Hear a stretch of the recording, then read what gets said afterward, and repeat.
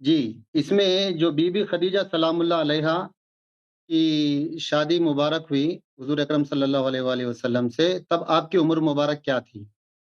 ہمارے یہاں تو یہ یہ کہا جاتا ہے نا ہم، کہ تو آپ کی یہ عمر 40 سال تھی اور ہاں نبی وہ اکرم صلی اللہ علیہ وآلہ وسلم کی جی عمر مبارک 25 سال تھی۔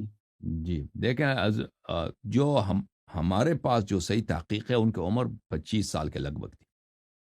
حضرت خدیجہ سلام اللہ علیہ کی عمر مبارک 25 سال کے لگ بھگ تھی، اور وہ عذراء یعنی باکرہ تھیں، اور ان سے جی، حسادت بہت ہے. حضرت خدیجہ سلام اللہ علیہ سے حسادت بہت ہے.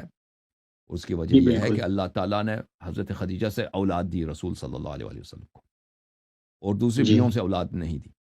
اور حضرت رسول صلی جی، اللہ علیہ وآلہ وسلم کو انہوں نے جو نصرت کی ہے کسی نے نہیں کیا اپنے مال جی، سے. جی، اور اسلام کا آغاز کا جو فائنینشیل جو اس کا اسپانسرشپ ہے اس کا وہی تھا، حضرت خدیجہ سلام اللہ علیہ تھی.